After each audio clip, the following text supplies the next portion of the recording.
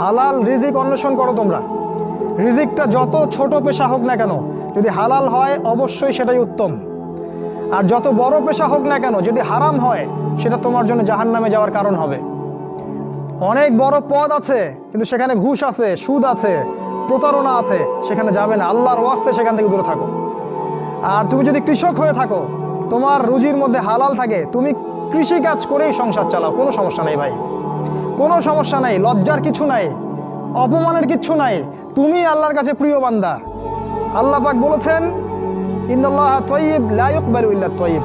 আল্লাহ পাক পবিত্র, পবিত্র রিজিক ছাড়া তিনি গ্রহণ করেন না। সারা জীবনের ইবাদত কবুল হবে না যদি আপনার রিজিকের মধ্যে হারাম থাকে।